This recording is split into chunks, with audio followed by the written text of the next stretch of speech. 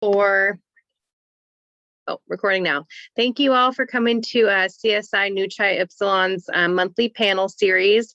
This week or this month, we're featuring Dr. Kaj, our very own, talking about couples and, well, mainly her experience with military families and couples. We have gathered some questions from the cohort. And so I sent this to her earlier. We're just going to read off the questions, and then we'll have a little bit of time at the end to do some Q&A based on those questions, or if you have any lingering comments.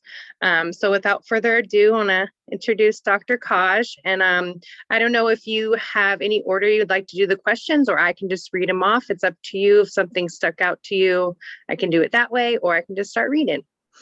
We can go ahead and start reading. How long do we have? I forgot to ask you that. It should be about an hour. We usually do about maybe an hour and a half, depending on the questions, but this seems to be a little bit smaller of a group. So I would say just about an hour, depending, of course, on how in-depth you want to get with the questions. So definitely. All right. So pull these up. All right. So, and I would encourage all of you to, next time with our monthly panels is go on our Facebook page and try and, if you have any questions, please put that on our little Facebook posts, and you'll be able to have your questions answered by our panelists.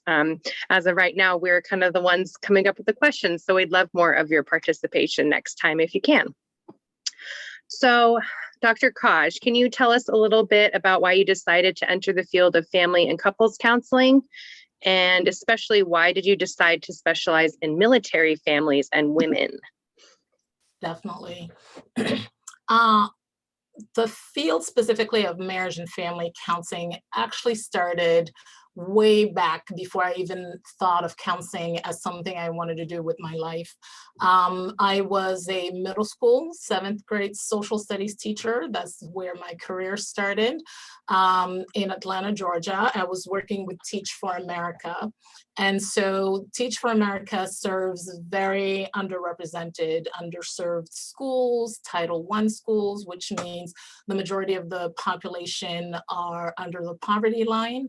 And these particular kiddos that I had, and I was literally out of college, 22 years old at the time, were single parent kiddos who were living in very low income housing in an area of Atlanta called Little Vietnam, if that gives you an idea of just how bad that neighborhood was. And so being 22 years old and not really understanding how children suffer in this world, I was really introduced to the reality of life, the reality of what it means to be poor, that there are children out there who not only go through all kinds of trauma, are exposed to things no one, not even adults, should be exposed to, and are still managing somehow to wake up in the morning and make it to school on time. They came most of the time without anything but themselves. And so we would spend our hour-and-a-half class talking about their lives instead of doing social studies. I mean, we found some time in there to talk about social studies, but Asia and Africa didn't seem that important when they had so much to process, so many realities to navigate. And so class really and honestly became group therapy, where kids were just sharing their experiences and trying to provide a space for them to be able to do that and talk about it and trying to find solutions around it and resources around their experiences.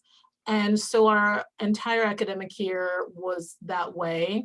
My introduction to, wow, this is life for many of the children out there, and I'm not equipped really as a teacher to truly help them. And so I was there for 2 years and I taught there. And then for my 3rd and last year with Teach for America, I was transferred to a suburban high school, and it was a charter high school. So they had people from outside of that neighborhood, but most of the kids that I taught were 2-parent middle to upper middle class kids. And so I thought, oh, well, you know, they have two parents, they have food on the table every day. They have electronics and they don't seem to have any needs. You know, these kids are going to be just fine. And realizing that, oh, wow, no, they're not as fine as I thought they were going to be. They had eating disorder issues and depression and anxiety and feelings of neglect because parents' careers were so demanding, needing people to talk to. I had 11th grade girls who had no idea why they had periods. And I'm like, oh my gosh, how does that happen? So really then starting to find myself doing the same thing with these students, which was doing what some kind of therapy, trying to find ways, different ways to support them. So at that time, my husband was in the military. So we were sent over to Fort Lewis, Washington. And that's when I really decided that I love to help children, but I don't think being a teacher is how I'm going to be able to make a difference in their lives. I thought it wasn't. So I started looking into school counseling, spoke to many school counselors, and all of them said, what you're talking about, Kaj, is not school counseling. What you're talking about is mental health counseling, and you really should go and find a program that teaches that. And so that's what I did once we got to Washington. Rather than renewing and transferring my teaching license, I just went and got my master's in counseling. And my goal was always to work with children and families because that's the background that brought me to counseling. Why specifically systemic counseling? Because that's the only license that the military accepted. And so, being a military spouse, that's the one that made the most sense. But then going into that route, I also realized that it's the way of thinking, systemic thinking was the way that I think already. And so it ended up being a really good match anyways for me to go into systemic counseling. So that's how I ended up specifically in marriage and family therapy. Why military families? Because realizing also that many military members come from broken, oftentimes shattered backgrounds, family of origin with lots of trauma, and that trauma is repeated in the family that they created. Their children will often struggle as a result of that. And so once I became licensed, so once I finished my master's degree, I went straight into community mental health, which really was a full circle experience for me because they were low income, single parent families. And that's the population that brought me to this field. So it was really rewarding to be able to not only get my degree, but actually serve the type of population that brought me to the field in the first place. And then starting to work into school settings. And so really finding the importance of putting counselors into the schools, and started working with the schools in Thurston County, which is where I was, to develop programs where we could send counselors to spend the day in their schools, and signing up students whose parents were interested for them to be in counseling. And if they were high schoolers, they could just sign up themselves. But giving back in two ways, because school setting was what introduced me to the need for counseling. So while I was working with low-income single parent and their children, I also wanted to make sure that there were counselors in the schools to support the teachers who are trying to help these students. And in those schools, there were many military children. So it was another way for me to start really reaching out to that population. Community mental health, where I only took Medicaid. And so another way to reach out was that we got a multi-million-dollar grant to work into the schools. And so they could see anyone, regardless of insurance. We weren't taking insurance. It was provided through the grant. And so for 7 years, we saw children into the schools, and it was just a really kind of coming together of the reason I came to counseling in the first place.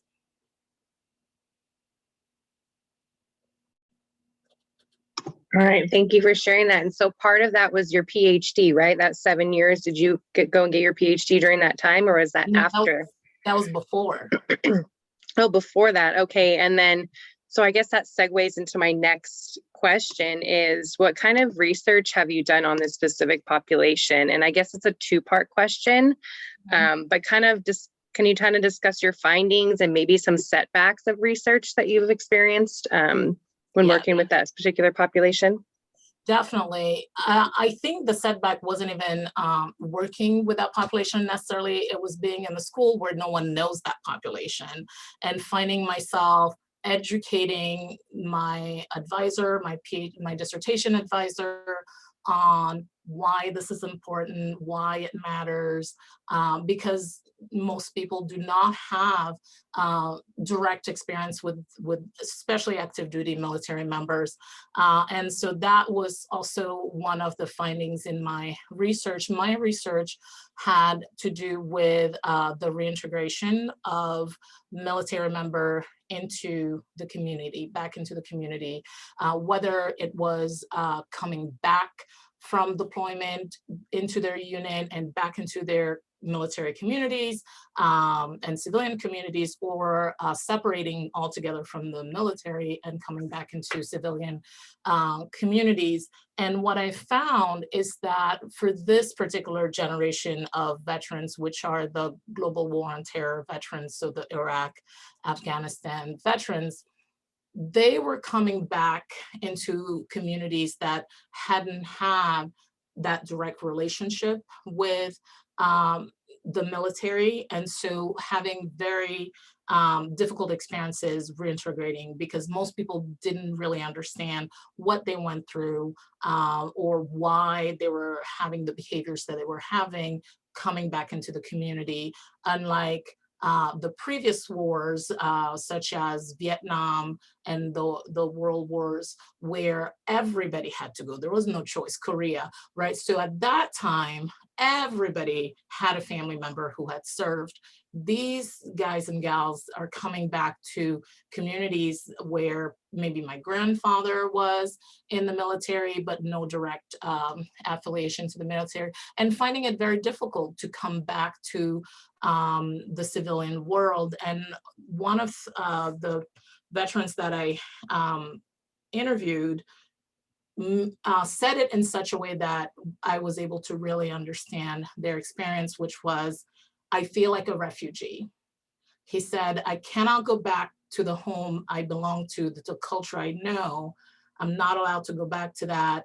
And I'm coming into a culture that I don't know. And a culture that doesn't necessarily accept me as I am. And so it was like, wow, right? You are from here, you are from Washington, and yet all of these years in the military has caused you to have a new culture, a new way of life, and now you're coming back, even though it is the society that you came out of, you're feeling like a stranger in your own land, if that makes sense. And so my specific research, I wanted to change the way we treat these veterans from very symptom-oriented, diagnosis-oriented, to a more systemic lens of that person. So I used Bronfenbrenner's theory of the ecological systems to really look at how people experience each one of these systems, with what factors existed in each one of these systems that were either protective factors for reintegration or risk factors for reintegration, and then how all of these different factors, in all of, from the micro to the chrono system, how these then affected how their symptoms manifested in counseling or in their lives in general, right? And the reason I started looking at it from that perspective was that what I would see when I was working with veterans was, say Tiffany is a veteran, Michaela, you're a veteran, you were both deployed for the same amount of time in the same unit at the same time, and you both come back with the diagnosis of PTSD, and yet Michaela is doing just fine. Michaela is coming to counseling, where Tiffany is having a really hard time holding on to housing, holding on or finding a job, and really struggling. And yet both of you went through the exact same experience and came back with the same diagnosis, but the manifestation of those diagnoses were very different, right? And no one was looking at the why behind that. And that's where I wanted to go. I didn't want to focus on the symptomology of the diagnosis, but rather what was behind the diagnosis that caused the diagnosis to manifest the way it did in front of us. Okay, so did you find that more, like, was there a biological part to that? Was it a supports part? Was it, I mean, all of the above, kind of like how they grew up, what economic class? I mean, all these different things factored in. It seems like there was a lot of moving pieces, and, you know, doing that kind of research, it would be kind of hard to really pinpoint, you know, where is that why? What is that why? But yeah, that's a really good question. So I looked at very specific factors, just kind of, I was looking at the literature that existed already and some of the things that they were talking about as risk factors and protective factors. And then I also had some of my own that just working and being around the military seemed to make sense. So things like social support, right, at the micro level, that spousal support, that family support, at the hexo level, looking at the military support itself. So is the unit supportive of that person? What is the military, their job, right? Their command, what are they doing for them? Then at the macro system, I was looking at what are the military regulations at the time of reintegration that were put in place or taken away from them that would have caused either hardship or help, right? So there are quite a few things that changed. And if you've been in the military, you know that the military they don't do grandfathering. If they take away something, they take it away, right? You were receiving it yesterday and now you're not anymore. So quite a few benefits went away around 2015. And so that really negatively impacted soldiers who did not come from kind of a either supportive background. So all of the soldiers who left home and went into the military as their saving grace because home was abusive really suffered when they took away some of the benefits that they were supposed to have coming back stateside. And so those were like, what is the military doing, right, at that level that's also affecting their protective factors? Then I looked at another thing, I looked at the macro level was military culture itself. And the question with that was, did soldiers who had a very strong affiliation to military culture did worse in reintegration than those who did not have such a strong affiliation to military culture? And the answer was yes. If they were very connected to that military culture, they had a really hard time finding a civilian identity and kind of a meaningful way of living once you weren't, captain so-and-so or sergeant so-and-so. So that really affected them compared to those who were more affiliated to their families and their communities back home rather than the military. And then at the chrono level, I looked at years in the military and how that also affected the reintegration process, because the longer you've been in the military will affect VA benefits and all types of other things, including your affiliation to that military culture. And then also your rank, right? The higher rank you are used to a certain type of treatment in the military, but when you come out of the military, you're not Colonel so-and-so anymore. You're not sergeant, you're not first sergeant, you're not command sergeant major anymore. You're just John or Jane, right? And so if you're used to that level of respect, and then you come into a civilian culture that just looks at you as John, and you are John getting your, say, counseling master's degree, that's really hard, because then you have other people just talking to you like you're John, but you're Colonel so-and-so, right? Or your command sergeant major. So all of those things really played a role in how then their symptoms presented in their lives and in counseling. And if we don't take into account all of these moving pieces and address them, then we're not really dealing with the problem at hand. It's not just the diagnosis, it's so much more. Yeah, that's really interesting. Thank you for sharing that. I guess that segues again into this next point, is like, it seems like an identity crisis in a sense, like reinventing yourself as a civilian and then as someone who's active in the military. And that can be really confusing, trying to find, who am I and who am I in this world and what is my meaning? So I guess the next question would be kind of so after doing your research, what are some interventions that you've used that you found were effective with military women or families that kind of helped them, overcome these obstacles? Definitely. So one of the research studies that I did was on the deployment experience. And in that research, one of the things that I discovered was that almost 90% of people who joined the military had undiagnosed PTSD already.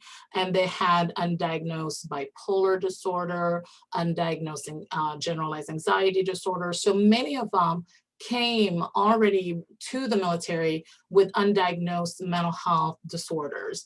And some of those mental health disorders were pretty serious disorders, such as bipolar 1 disorder, bipolar 2 disorders, major depressive disorder, generalized anxiety disorder, and had no idea. No one had ever diagnosed them with those. And I also, when you look at the PTSD piece and you look at the ACEs, it all came from family of origin.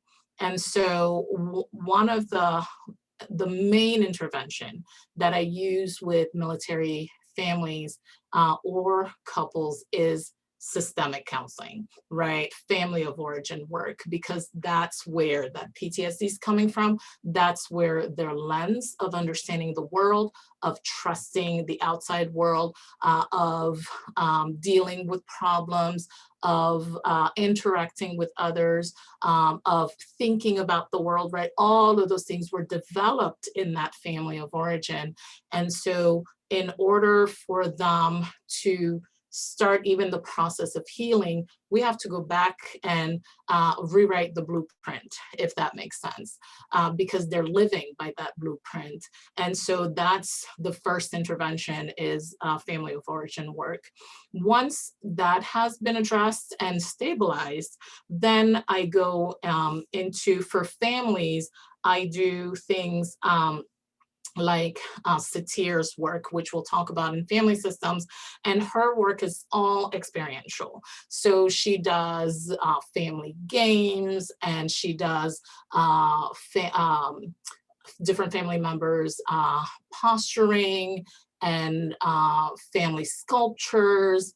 And then she does the stages of change, which are really good. So basically, once we do all of the experiential work with the family, and it's very hands-on, like you're not sitting on the couch, you're like doing stuff the whole time. You're like playing games, or you're saying, okay, so when your dad is talking to you, what does that feel like in your body? And show it to me in some kind of, if it were a statue, what would it look like? And so you have dad standing there, you have kiddo there, and you have the child doing for dad or the family what they feel like, what it looks like on the outside. And you have dad horrified because that's not what dad meant. And, oftentimes parents who have not been in counseling don't realize that it's really important to come down to the child's level. If the child is this way and you're all the way here, there's such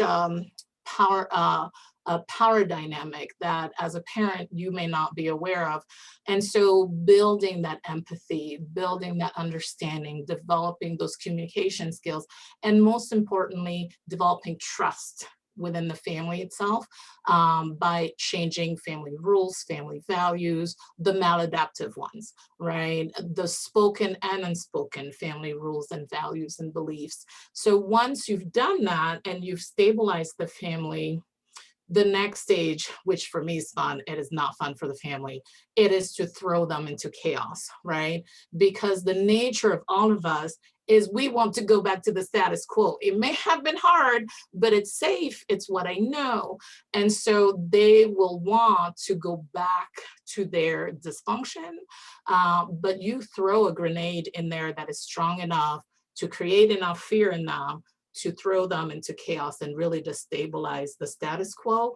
And once they're in there, then they become dependent on you, the counselor, to, in their mind, they think you're going to bring them back to the status quo, but what you're doing is creating a new status quo, right? You're starting really now to change those rules, to change those beliefs, to change those values, to change the blueprint so that they go from rigidity to flexibility, right? Whereas it could have been, this is, you know, this, when dad says it, that's what it is. If mom never apologizes, that's just how mom is, right? Like those are those rigid rules that we to the new status quo, we develop new rules where there's more trust in the family, so that I know that if I go to mom and she gets upset and she will apologize later because maybe she overreacted, right? So now there's flexibility, there's more adaptability, and there's room for identity development, like an individual identity for each person in the family, which then allows each member of the family to develop properly, rather than having that family identity that keeps you from truly developing the way you should be developing. So satir is fun for families. That part of chaos is not fun for them, but it really is fun to watch as a counselor, because you see that they're doing the work in that time, and that they're really starting to rely on each other and to trust each other. So we'll talk about satir. It's a lot of fun in family systems. And for women specifically, because they come from very similar traumatic backgrounds, I rely on family of origin work. And past that, I heavily rely on systemic trauma-based narrative therapy, because women are very relational and they do well with narratives. We as women are socialized in narratives that we don't even realize exist. And so we address our pain, or their pain, their experiences through different narratives. And there are adaptive narratives and there are maladaptive narratives. And so we work on all of those to change those narrative into more flexible, more adaptive narrative that are more helpful to who they are as soldiers, as veterans, and as women. Thank you, Dr. Kaj. The family system is all coming back to me now. It's a it's a nice little refresher too. So thanks for sharing that. So I guess we're going to switch a little bit to, I know we were talking about families a little bit about military. I guess we'll kind of switch a little bit more to couples. I think that's something that we really are all really interested in, how you work with couples. So I guess one of these that I thought was interesting was, what kind of myths have you seen that couples bring into couples counseling? Yeah. You know, like what kind of apprehensions and do they bring into the counseling ecology? And then I guess second, me and my two-part question, sorry. That's okay. Is like, what myths do you think are said about family systems and like counseling with families in general? Yeah. So the myths for couples counseling is, at first, was really surprising for me, because, you know, as counselors, we think couples therapy is a good thing. Most people will say that couples counseling causes divorce, so they don't want to come. And I think that's probably a myth, because by the time most people come, they're at the divorce, they're basically about to divorce. So the rates of people coming to counseling and moving forward with divorce is pretty high, not higher than those who decide to stay together in their partnership. But I think that's where it comes from. And that's what keeps a lot of people from seeking couples therapy, because there's that myth out there that if you go there, you're not going to make it, you're going to divorce. The other one is that people don't think it's helpful. I've heard that a lot. The other popular one is that the counselor will side with the woman, because most counselors are women. And so they often, if there's a male partner, that partner will feel like the counselor will side with the woman partner. And then if it's a male counselor, it's the other way around. The woman partner will feel like that counselor will side with their male partner. So that's another one that's pretty popular. The other two that I have encountered is that, and this is the harder one to fight, because then you really have to educate them on counseling, which is that you will fix us. And so they just sit back and wait for you to do all the work, because that's what they believe counseling is. And along with that, it's you will tell us what to do. And then they get frustrated when you don't tell them what to do, right? So it's fix us and then tell us what we need to do to get better. And so those two can be a little more difficult, because they come and put all of their hopes and expectations for their relationship on you, the counselor. The other one was about family systems, right? Family systems myths. I think the most popular myth about family systems is that you can't do individual counseling in family systems, that you only see families and couples and little kids, not teenagers for some reason, but little kids. And so that's one of the most popular myths. The other one is that if you are a systemic counselor, you cannot use such things as DBT or CBT or narrative therapy or any type of, solution-focused therapy or anything like that. So it's basically family of origin work, and you can't use any other type of modality, which is false. When you are a systemic counselor, you can use they actually have systemic CBT. They have systemic narrative therapy, etc. So you can, and even if they're not systemic, you can still use them. And I think the other thing that's probably one of the most popular is that people will often stay away from systemic counseling, from marriage and family therapy licenses, because they feel like it's just too many people in the room, too many people to keep track of, and that's just too much. It's going to be too hard. And so they choose not to come and do that type of work. Okay, yeah, thank you. I think those are some myths I've heard as well, working with couples and stuff like that. Have you found that art therapy has been helpful for working with couples? And like, what is that? I don't know if you can just touch on maybe one kind of approach that you liked with art therapy, and if that was kind of something that worked for you. Definitely.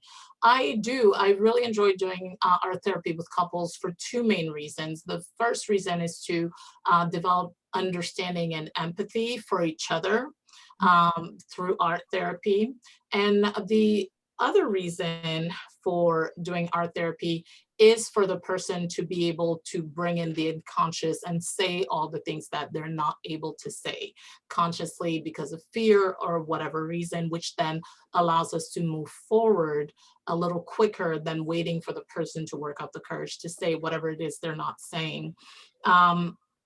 So one of the things that I like to do in couples counseling is, so if someone is really struggling with what's going on in the relationship, or there's something about the other partner they've not forgiven, maybe the partner has said something or continually does something, I would have them draw that, because it's something that they're still hanging on to. And so I will ask them, so this thing that you're describing, can you draw for me what that experience is like for you when it's happening and what it feels like when it's happening, and just leave it there and allow them to do that. And I do it with both partners, because there's always something that partners are hanging on to in that relationship.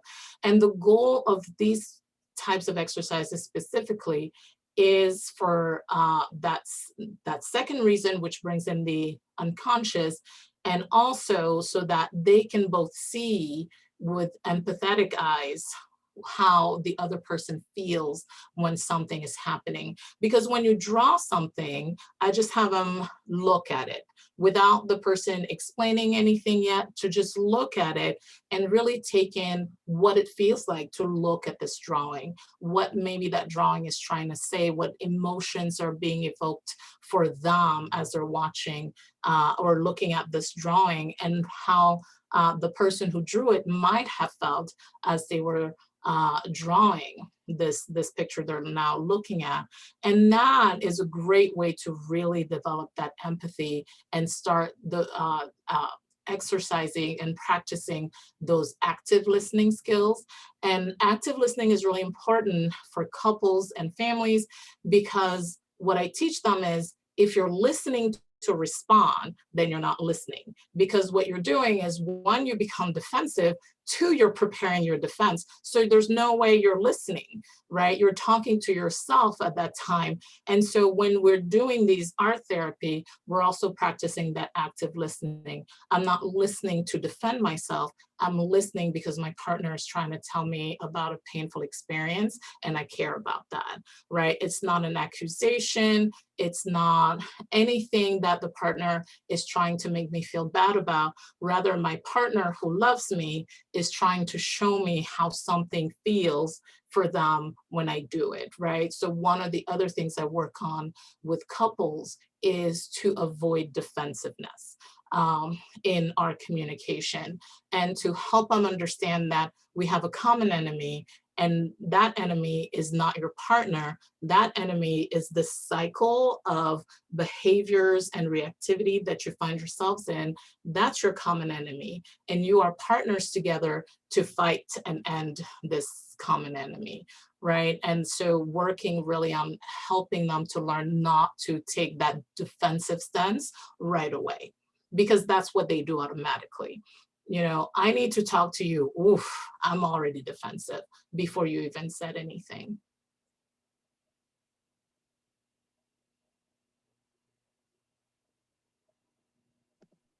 Thank you, Dr. Kaj. Yeah, that's great. And you being married and having 4 children, you working with families, I'm sure there's some kind of counter transference. If so, has that happened to you? And then if so, how do you deal with that? Yeah, countertransference is really difficult. It happens whether all of us have been in a partnership with one way or another, whether it's a friendship, a romantic partnership, etc. It will come up in couples counseling because it's a relational type of counseling. And so in the beginning, right, if you're doing couples counseling and it's your first few years, like those pre-licensure years, make sure you bring that up into supervision, because it really can affect you, the counselor, negatively. It can affect you in taking sides, right? Because countertransference is your own experience coming into and being projected into the session. And so if one of the partners is saying something that has a direct effect, you have a direct experience with that in your own life, that countertransference is gonna cause some bias in you. It's gonna cause you not to be impartial. And so working on that with your supervisor becomes really important, because your supervisor is outside of it, right? Just like you as a counselor, you're outside of the relationship or outside of what the client is going through, your supervisor also is, and can kind of see what is going on that you're not seeing, and then really helping you through that process. One of the things that I always remind my supervisees of, which is one of the things my supervisor taught me, is that when you work in couples counseling or in family counseling, The people are not your client. Your client is actually the family, right? And the kind of family they want to have. That's your client, and that's where your allegiance lies. That's who you're working with. Same with the couple. The client is that couple relationship that they would like to have, and that's your focus. And so whatever they're saying is all, however you're taking it in, and whatever is coming out of you in terms of intervention, et cetera, has to be in service to that couple relationship that they want, right? And so that's one way that I learned not to take sides, because that's something early on that I found myself like, oh, he's not getting it, you know, or she's just not getting, why did you guys get married in the first place, you know? So really reminding yourself that these are, you know, fallible people just like I am, and they're doing the best that they can do with all the baggage they're bringing, and they're bringing it to you so that you can help them get to that relationship that they want to have. The other thing that in terms of countertransference, if it's not addressed, the other side of countertransference, which is not good, is that it shows up in your own relationship, in your own marriage. So you're seeing it in your counselor, in your clients, excuse me, you're starting to experience it because there's not enough boundaries there yet. As a counselor, as a new counselor. And so you start projecting your own relationship on the clients. And then what these clients are going through, you're starting to recreate in your own relationship. So that for me, for example, if my husband said something that kind of, you know, something that's happening in this other relationship, then I might get really defensive or worried. I'm like, wait a minute, is our relationship okay? Right? So a lot of that will start happening to your own relationship if that countertransference is not addressed. Their problems you start to see in your marriage, right? Or in your relationship. And so really working with your supervisor on that.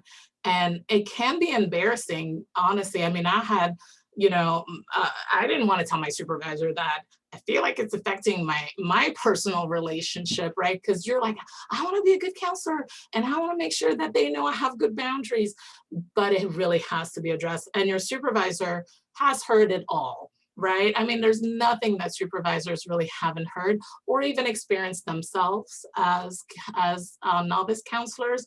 So they're ready for it, and they're ready to help you through it.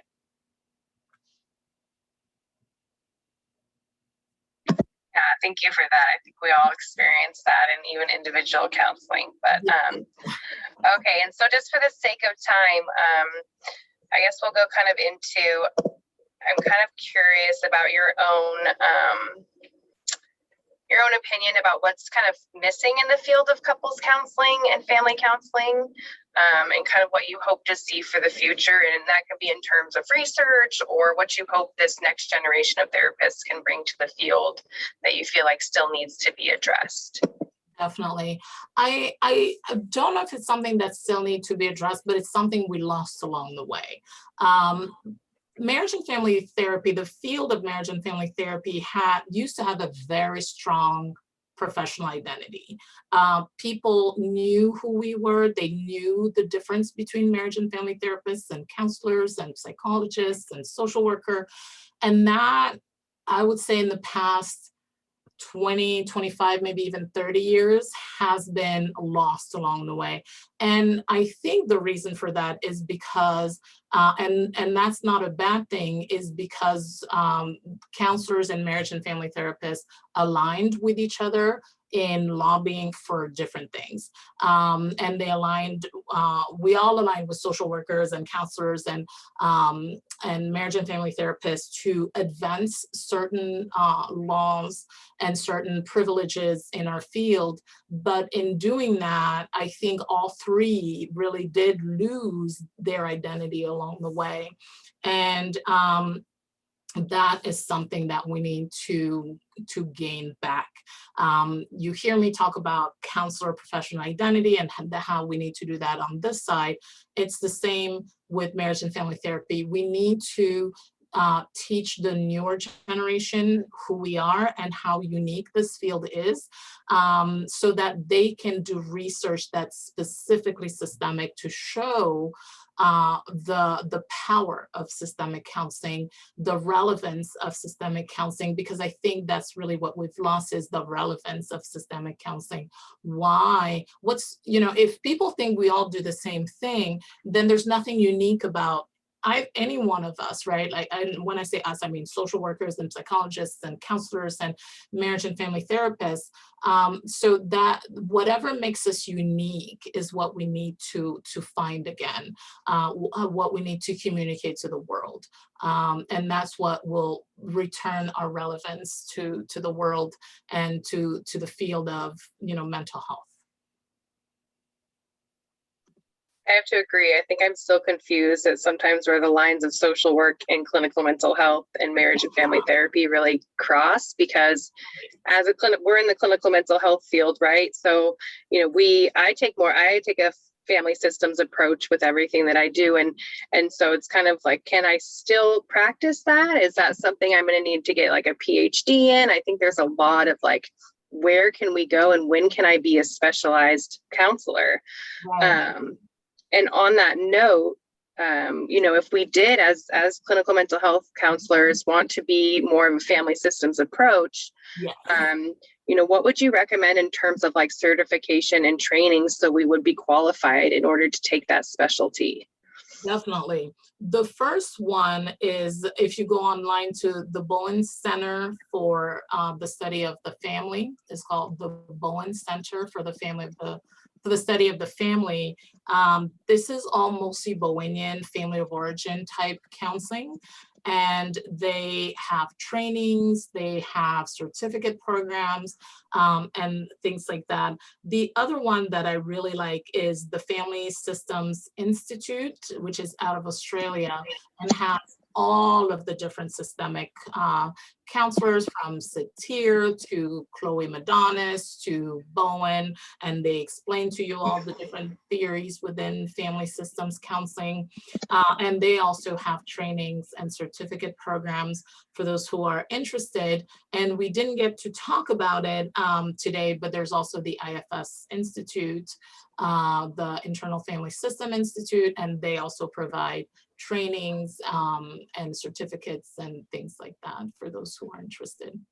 Awesome. Yeah, I think I was skipped over that IFS one, which was basically using that modality for actual couples and using them as an actual internal family systems themselves. Yeah. But we didn't have too much time, but thank you. Appreciate that. All right. And then just to kind of wrap it up, and then we'll do a couple minutes of kind of Q&A with people if I missed anything or you were curious about something that I went over. Please feel free to, let me know your questions after this. But Dr. Kaj, what do you wish you would have known before going into this specialty? Yeah, definitely. Developing that systemic lens in those pre-licensure years, because it's like with anything you learn, right? If you're to be a true systemic counselor, you have to develop that lens way in the beginning. Because for me, while I was in a systemic track, right? I was in a counseling psychology master's program. And so there was literally just one professor who was teaching all the family systemic courses, but everything else was mostly counseling. And then going into community mental health, where it's all very much individual counseling and counseling work, you're really not developing that systemic lens, you're developing an individual lens. And so it's kind of like if you learn to walk a certain way, right? And then someone is like, ooh, that's not how you should walk. That's not how people walk. You should walk this way. But your body has already decided, even in the way your feet are shaped, the way the muscles in your legs have developed, that this is how you're going to walk. So then going back and trying to change that walk requires those muscles to also have to change, right? It becomes harder. And so developing that systemic lens early on so that you don't have to change the lens you already have to a completely different lens becomes really important. And that's the wish that I have, that someone would have taught me in those pre-licensure years, because I ended up having to really develop that systemic lens after I was already licensed. And that's a difficult process. It's not impossible, right? But like I said, once those muscles have already formed, it's difficult to unform them and shape them into a different way. So. Okay, so you kind of recommend, like, hey, if you're really gravitating towards this way of this modality, these interventions, really get into it now, get certified, really kind of develop that lens. Same with any other specialty, right? It's like at this point, we kind of really need to be thinking about where we want to go. And part of that is getting a supervisor who truly has a systemic lens, right? Because not all MFTs actually have a systemic lens, but to have a supervisor who teaches you through that systemic lens will help you develop it yourself. Okay. Well, thank you, Dr. Kaj. Appreciate your time. I'm going to open it up for a couple questions for people. If you're curious about anything, go ahead and raise your hand, and we'll do the best we can in the last 10 minutes or so that we have. Tiffany, go ahead. Hello. So I have a question. What is your go-to intervention for couples who spend the session arguing and mocking each other? Oh, that is a good one. I use meta-communication. And meta-communication is communication about the communication that's happening in front of you, right? Whether it's verbal communication or nonverbal communication. So it's almost like communication is happening in front of you, and you kind of step back and start sharing with the couple everything you're seeing, right? And you're playing it for them kind of like a movie. And they then sit there and listen and go, oh my goodness, that's what we're doing. That's what it looks like, right? And sometimes I will then say, this is how I felt like watching it, right? What did it feel for you as it was happening?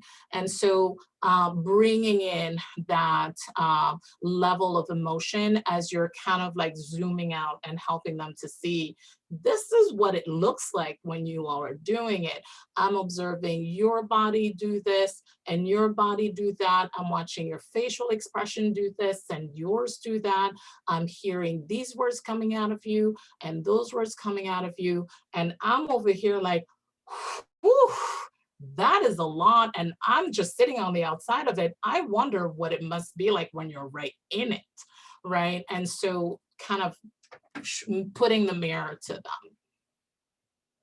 is really effective. That's my favorite one.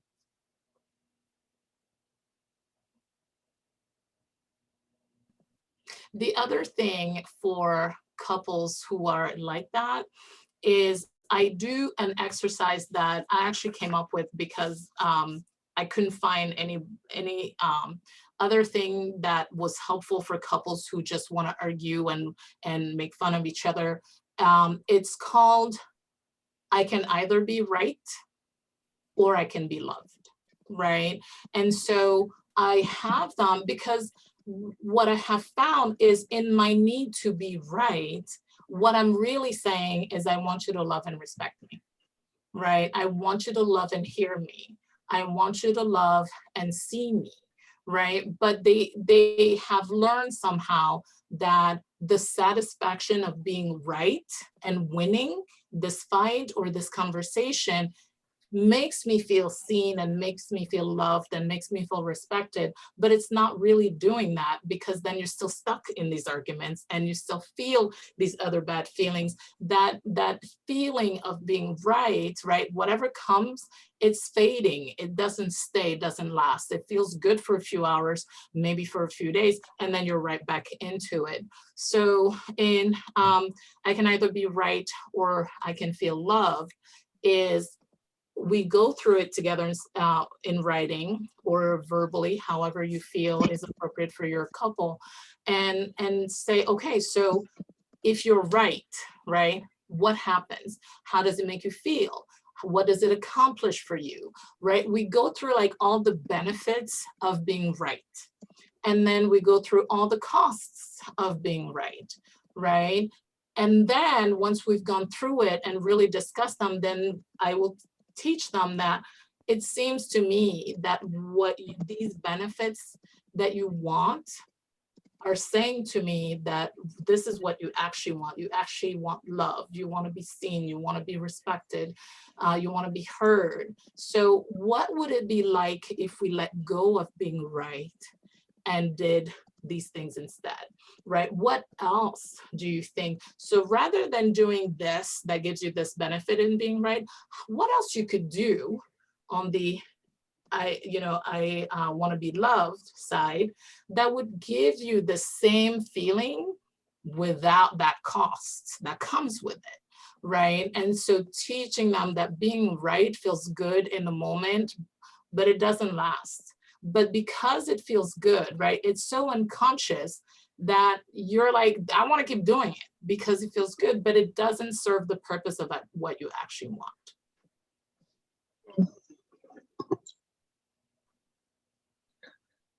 Carrie, do you have a question? Yeah, going back to the topic of military families and service members, based on your research, your findings, just your own personal experience, where do you think prevention plays into all of that? Such an important thing.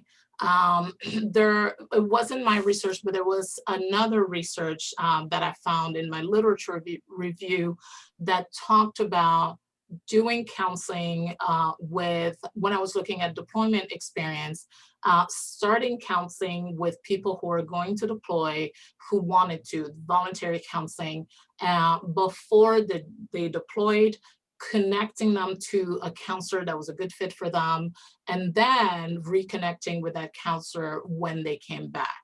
To see how just that counseling, that preparation for what was coming, bringing in the spouse if they wanted to into that counseling, how that was going to affect their reintegration process once they've returned to the United States from deployment. And what that research found was that it was effective to a certain extent. It was certainly more effective than not having counseling before deployment, but it was not as effective as what they were hoping for in terms of PTSD symptomology and things like that. And so the follow-up study was, we do counseling prior to deployment, we do counseling during deployment, telehealth, and then post-deployment.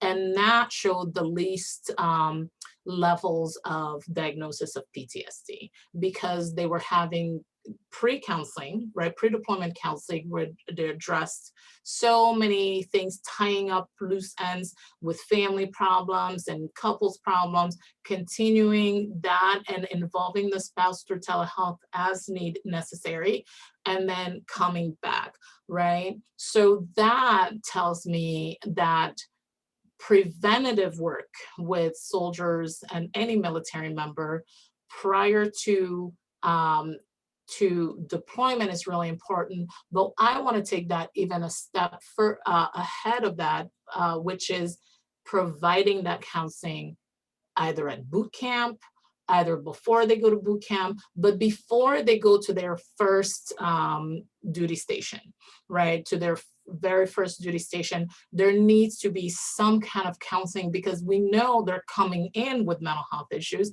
Mental health issues is not something the military screens for before people come into the military. They only screen for medical, right? Many people, including myself, have advocated for mental health screening, not as a disqualifier for the military, but rather as a way to help people to kind of modify certain things about boot camp, not to not put them through the things they need to go through to be ready for whatever mission they're going into, whatever job MOS they're going for, but rather so that boot camp itself doesn't mess them up before they even get there.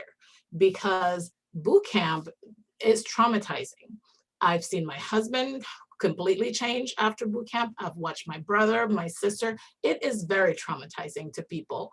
And so if you're already a traumatized person, going into a traumatic experience, which is boot camp, right? And then going to your school and then to your first duty station.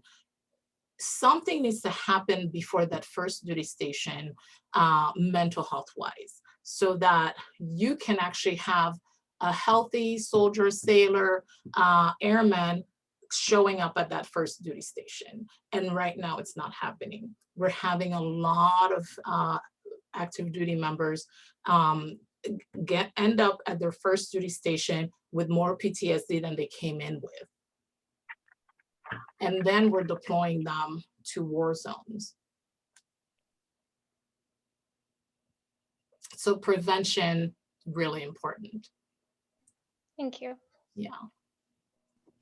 Wow, that's unbelievable to think that there's no mental health screening or nothing kind of that helps them through that process. Yeah. That's wow, that's eye-opening. Does Emily, did you have a question? I know you answered one earlier. You don't have to say it, but I can say it for you if you want. Yeah, just if you had noticed, Dr. Kaj, any like significant experience differences between like ethnicity and gender for folks in service? Yes, definitely. That's one thing that I focused with more specifically with women. When I was doing my research with women, gender expression, sexual orientation, all of these realities, especially for military women, were somehow more prejudicial to them, used more prejudicially towards them, and then in their experiences as military member, and then would be used against them when they were going through VA benefits. And so what you will find is that women who had targeted identities, right? So any identity that is not, that is a target of discrimination would often come out of the military with a diagnosis of borderline personality disorder, which completely disqualifies them from any VA benefits. But the reality for these women is that they had PTSD, right? They had other military trauma, sometimes military sexual trauma. But because they're women, because they have identities that the military right now does not feel comfortable with, way more often than men would be given a diagnosis that they know disqualifies them from VA benefits.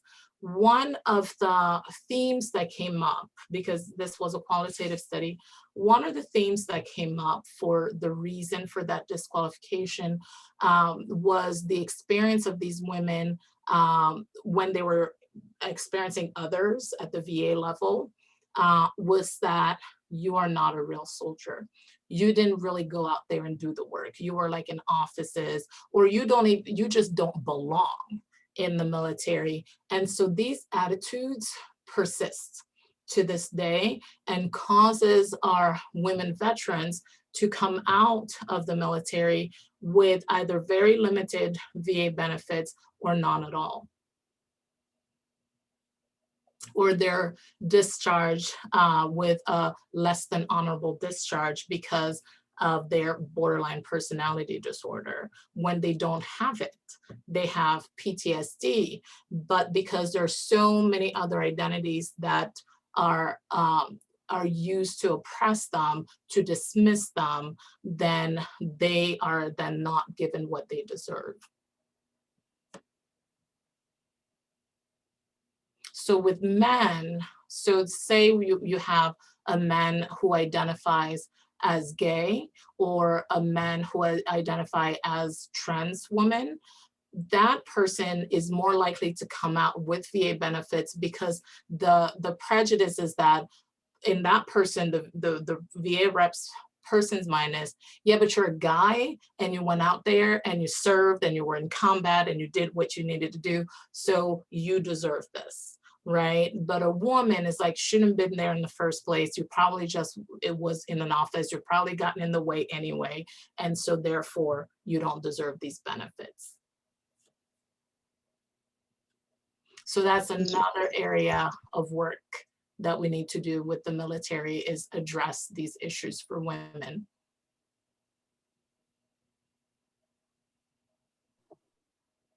Infuriating as a woman.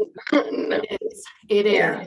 When the whole sexual trauma and the whole recognize women veterans for the work that they've done movement went against the VA back in the early 2010s, the VA's answer to, we will also take care of women, was to add gynecological clinics to the VA. And then they pat themselves on the back like, here we go. We took care of the women veterans. We created a women's clinic, but the women's clinic is a gynecological clinic. It doesn't take care of women's mental health.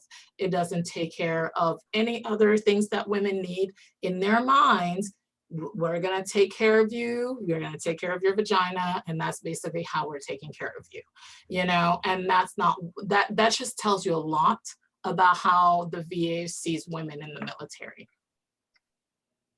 Wow.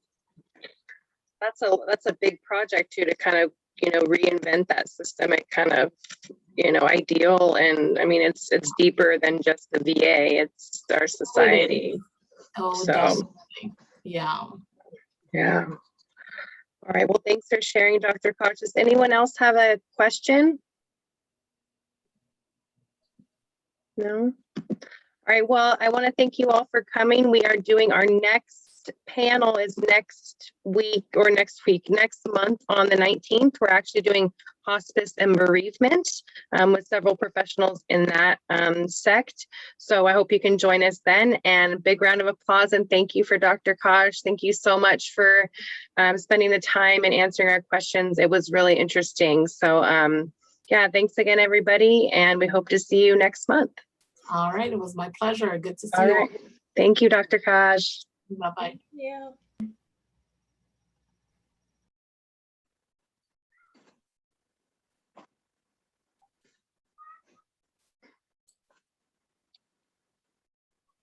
I'm going to stop the recording.